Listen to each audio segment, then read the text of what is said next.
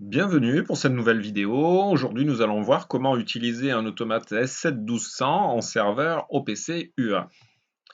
Au menu, comment configurer la CPU, un premier test avec un client basique, UA Expert dans mon cas.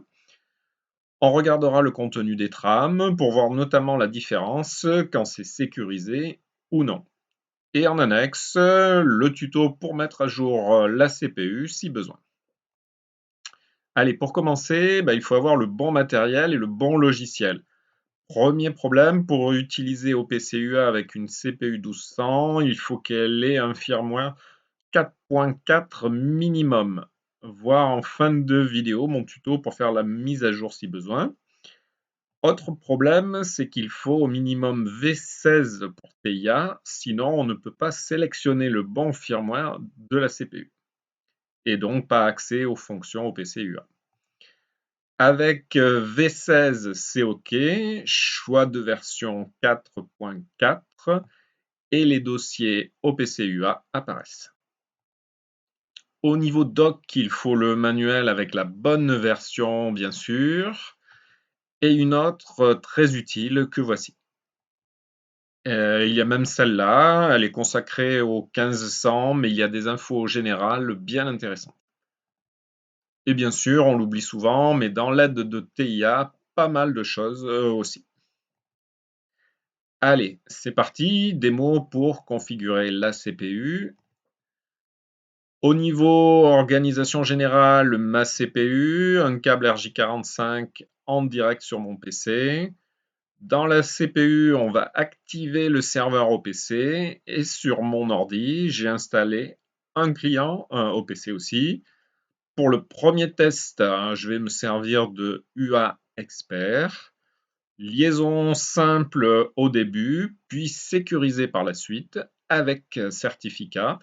Voir ma vidéo cybersécurité pour voir les grands principes. Allez, c'est parti, j'ouvre TIA.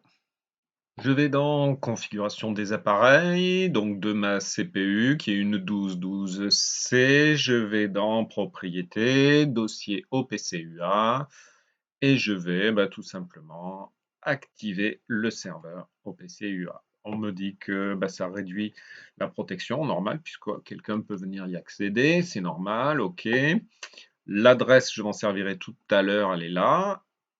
Paramètres, le port local de ma CPU qui sera utilisé pour les échanges OPC-UA.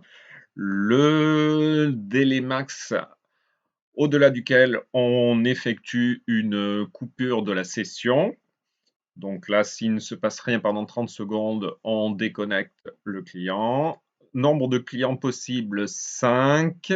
C'est le nombre maximum. Avec ce type de CPU, on ne peut pas aller au-delà de 5. Bon, c'est très largement suffisant pour commencer, bien sûr. Ensuite, les échanges, donc l'échantillonnage, on a plusieurs choix possibles. Je vais mettre le minimum pour que ce soit le plus réactif et ensuite intervalle d'émission. Donc c'est pas pareil. Je vais faire un petit dessin pour vous montrer. L'échantillonnage, c'est entre la mémoire interne de la CPU et le serveur qui est dedans cette CPU. Et l'émission, c'est vers l'extérieur en violet ici.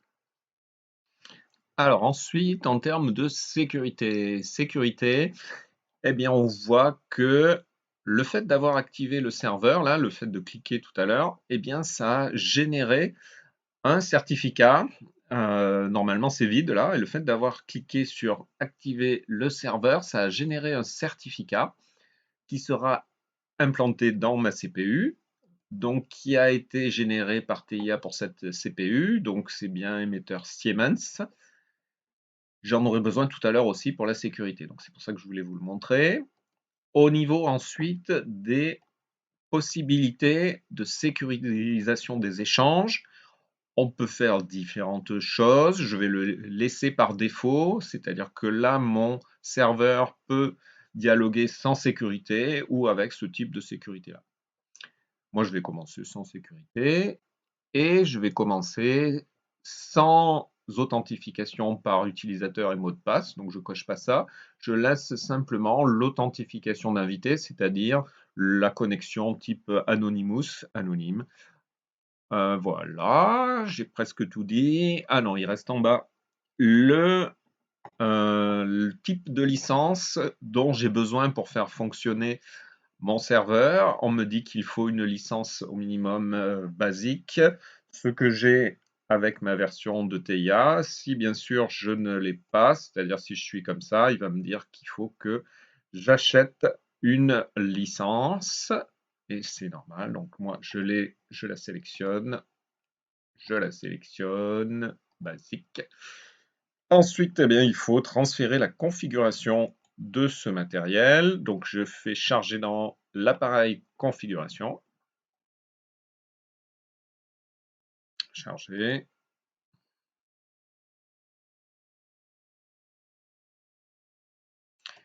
Terminé.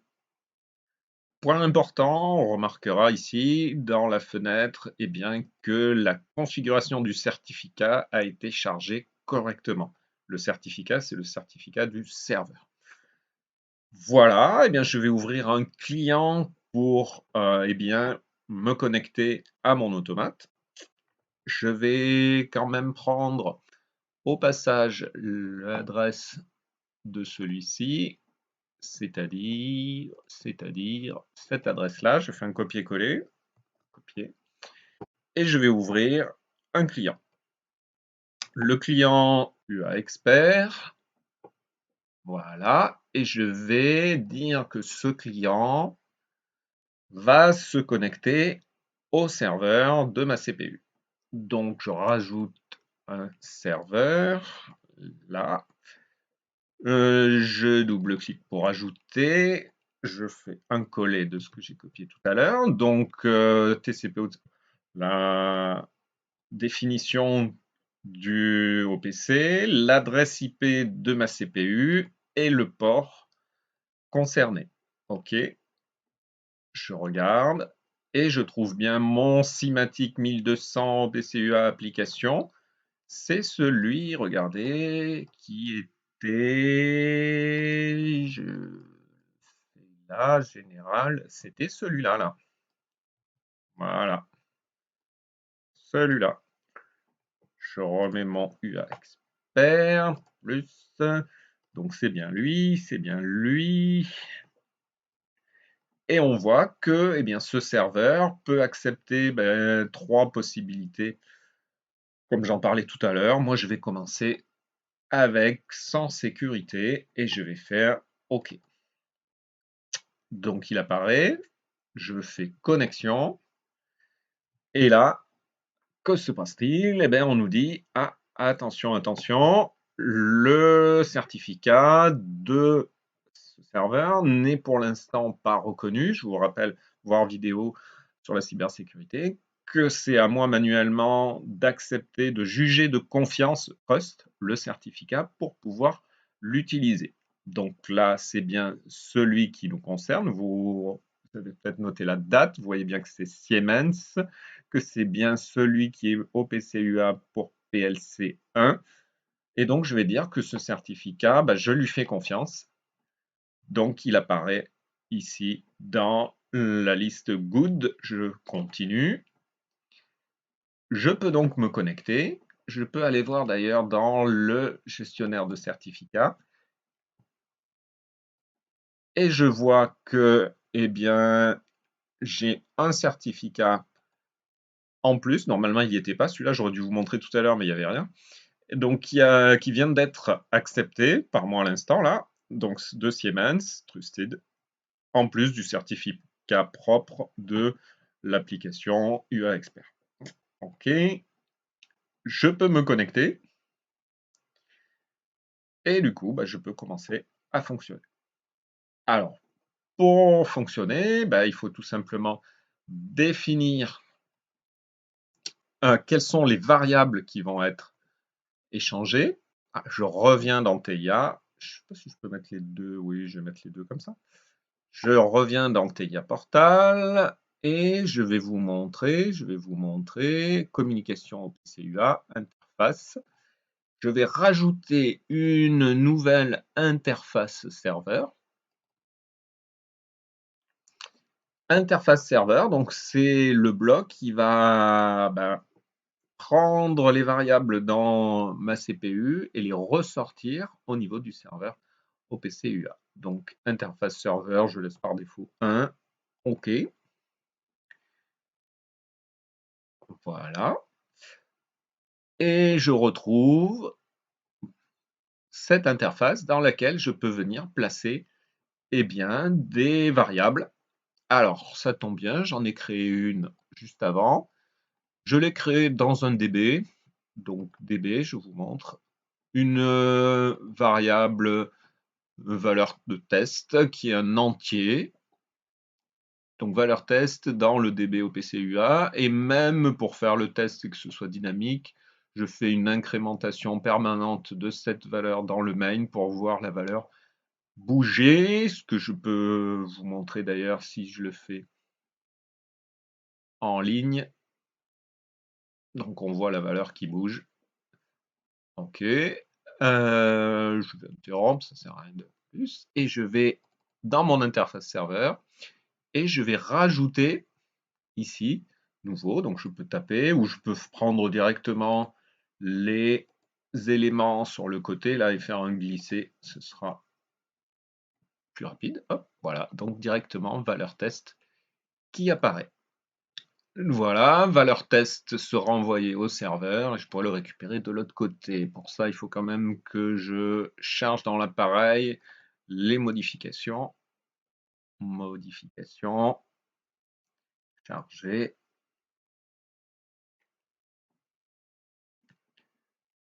Terminé. Voilà. On voit que l'interface serveur chargée avec succès. Je retourne sur mon client, je fais une mise à jour et je vois apparaître mon interface serveur 1 qui correspond bien à ça.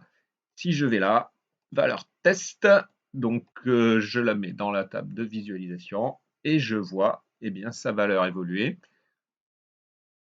comme l'autre. D'ailleurs, si je me mets en ligne, vous allez voir, alors, ça va peut-être un peu vite. Mais bon, on a bien compris que c'était les deux qui étaient liés ensemble. Voilà, alors je vais arrêter et je vais vous montrer qu'il y a un point particulier, c'est qu'il faut bien sûr cocher les accès, soit en lecture, soit en écriture. On le voit les petites coches. Et d'ailleurs, on le voyait aussi dans le serveur, interface serveur, au niveau de la variable, et on voyait niveau d'accès, lecture, écriture. Donc, je vous montre d'ailleurs quand on écrit ce qui se passe. Je vais rajouter une autre variable dans mon DB. Je vais l'appeler par exemple booléen test. Booléen test. Booléen. OK. Je rappelle d'ailleurs que les propriétés du DB là sont, hop, je le mets en accès optimisé et le bloc de données est bien sûr accessible via OPC UA, sinon ça ne pourrait pas fonctionner. OK, je reviens dans mon interface serveur. Je rajoute le nouveau, je le glisse. Je transfère les modifications.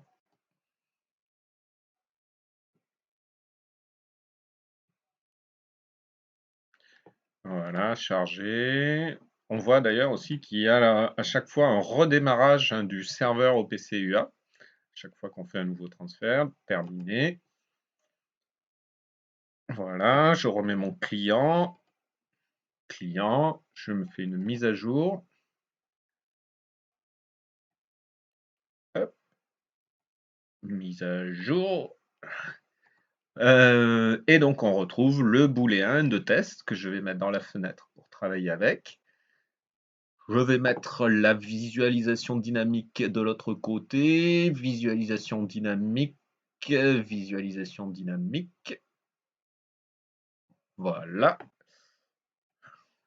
Et je vais, à partir ici de mon client, faire une écriture, donc true, et je retrouve bien true de l'autre côté au niveau de mon automate.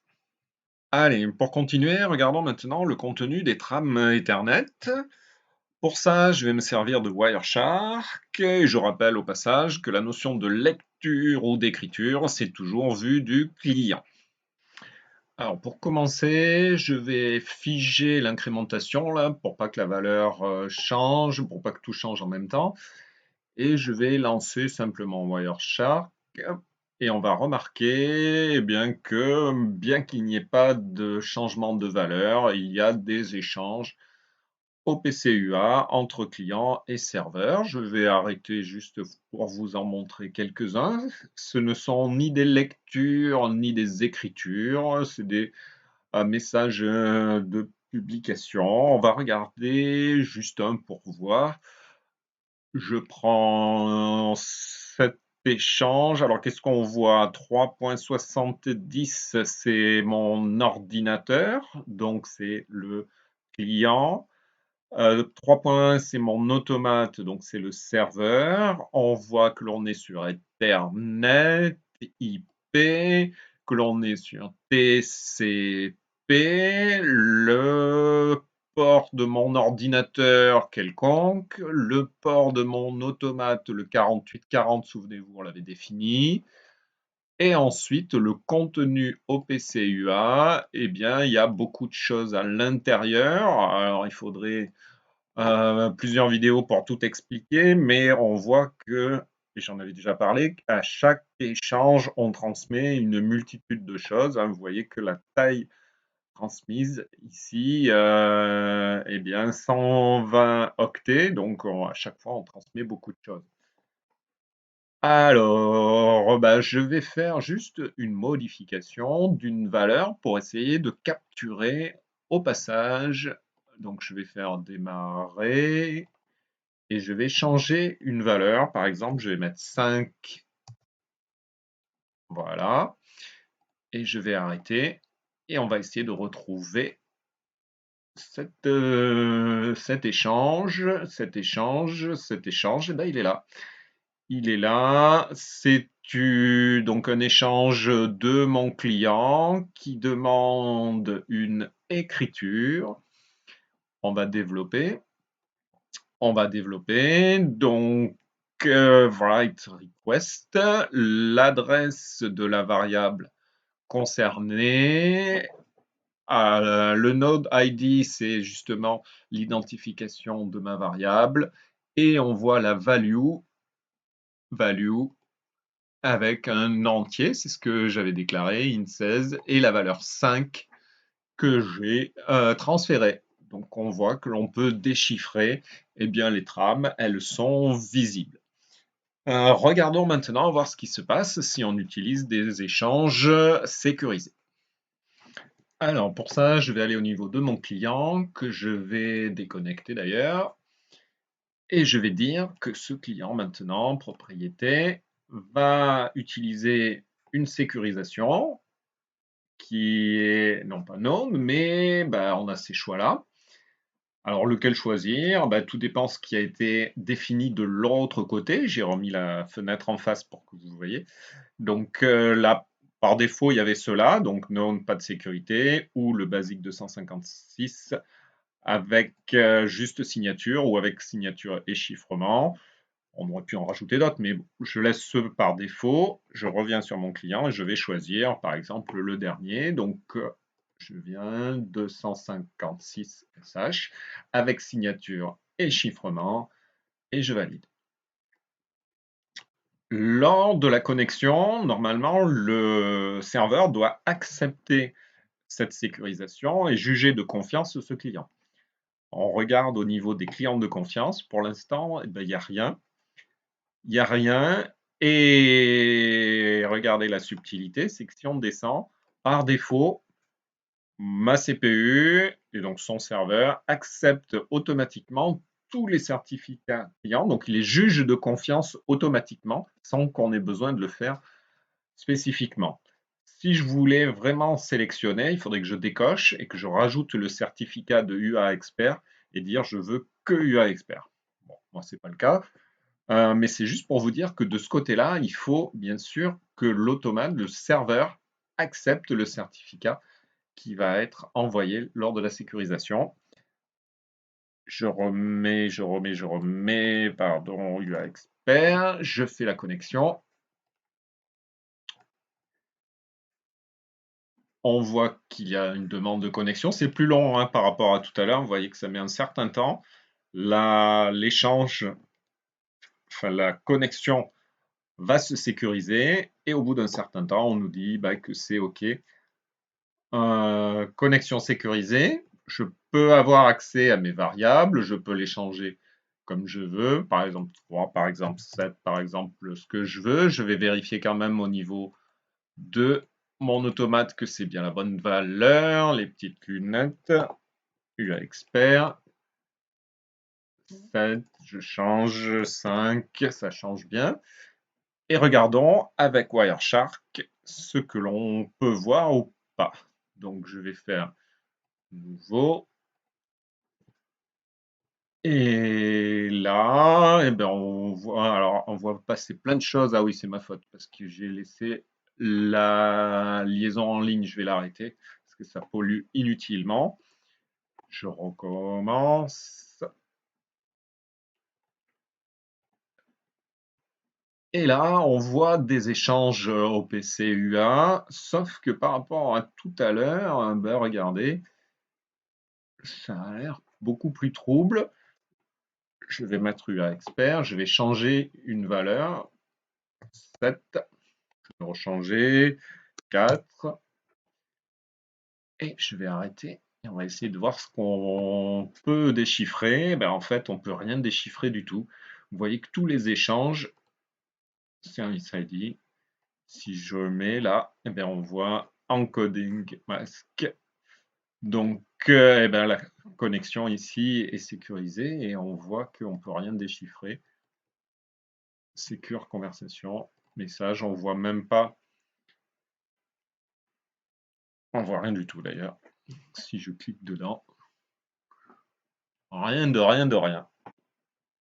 Bon, ben voilà, toutes les bases pour commencer. Je termine ici. Après, dans la vidéo, j'ai juste rajouté un petit tuto pour vous montrer comment faire la mise à jour du firmware de la CPU si besoin. Alors, pour la mise à jour du firmware, je vais me faire un accès en ligne sur mon automate. Je fais en ligne et diagnostic et je regarde eh bien, cet automate actuellement à un firmware 4.3.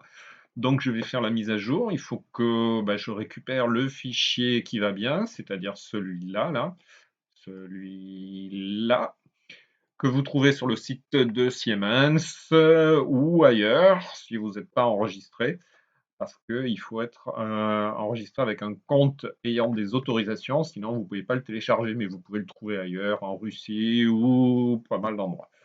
Bon, bref, donc ça c'est bien 4.4. Il est adapté au module avec ça, et je vais essayer de faire démarrer la mise à jour.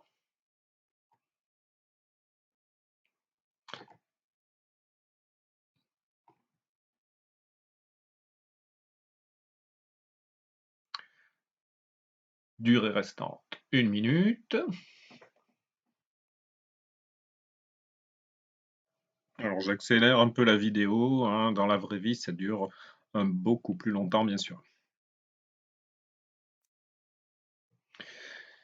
Et voilà, le firmware a été mis à jour avec succès. Sur le PLC1, je valide. Je fais une mise à jour. Démarrer le module maintenant, oui. Et donc on voit maintenant V4.4, donc je vais pouvoir profiter de OPC UA.